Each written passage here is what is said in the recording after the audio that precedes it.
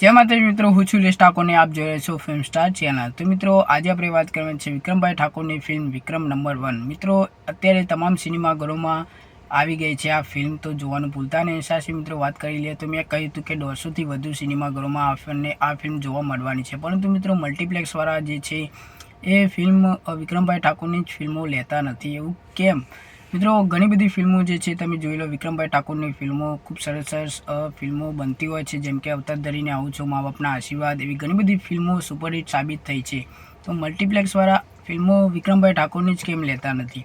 હવે એનું કારણ તો મિત્રો મને પણ નથી ખબર, કેમ કે મિત્રો અત્યારે વિક્રમ નંબર 1નું ટ્રેલર મેં જોયું, મને ખૂબ જ ગમ્યું મિત્રો। સાચા મિત્રો એમને જે મહેનત કરી છે, જીતુ પંડ્યાએ, ગુરુ પટેલે, એવી ઘણી બધી સ્ટારકાસ્ટો એમાં છે, અને સાથે મિત્રો આ ફિલ્મ પણ સારી છે।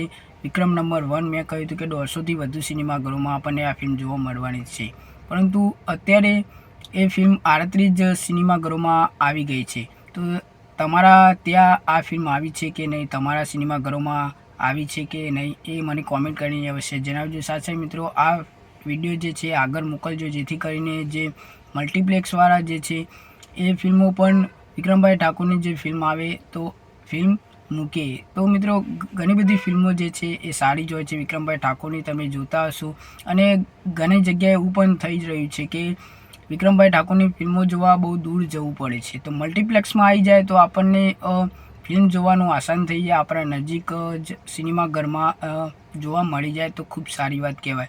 એવું ઘણી જગ્યાએ એવું થઈ રહ્યું છે મિત્રો કે આપણે દૂર જવું પડે છે ફિલ્મ જોવા વિક્રમભાઈ ઠાકોરની, તો એવું ના થવું જોઈએ મિત્રો, મલ્ટીપ્લેક્સમાં પણ ફિલ્મ આવી જોઈએ। તો આ વિશે તમારું શું કહેવું છે મને અવશ્ય જણાવજો। તો હવે મિત્રો વાત કરીએ ઢોલી તારો ઢોલ વાગે જે ફિલ્મ છે યુટ્યુબ ચેનલમાં આવી ગઈ છે, એમાં આપણને સ્ટારકાસ્ટ તરીકે રોમા માનેક, નરેશભાઈ કનોડિયા, ઉપેન્દ્રભાઈ ત્રિવેદી એવા મોટા મોટા નામાંકિત કલાકારો જે આ ફિલ્મમાં આપણને જોવા મળ્યા હતા, અને આ ફિલ્મ જે છે એ વખતે ખૂબ સારી ચાલી હતી, અને આપણે કેસેટમાં જોઈએ છે, સિનેમાઘરોમાં જોઈએ છે, પરંતુ તમે અત્યારે જોયું હોય તો યુટ્યુબ ચેનલમાં આવી ગઈ છે। અને એના નિર્માતા જે હતા ગોવિંદભાઈ પટેલ, જેમને દેશ રે જોયા દાદા પરદેશ એવી સુપરહિટ ફિલ્મ બનાવી હતી, તો આ ફિલ્મ આવી ગઈ છે, તો જોવાનું ભૂલતા નહીં યુટ્યુબ ચેનલમાં।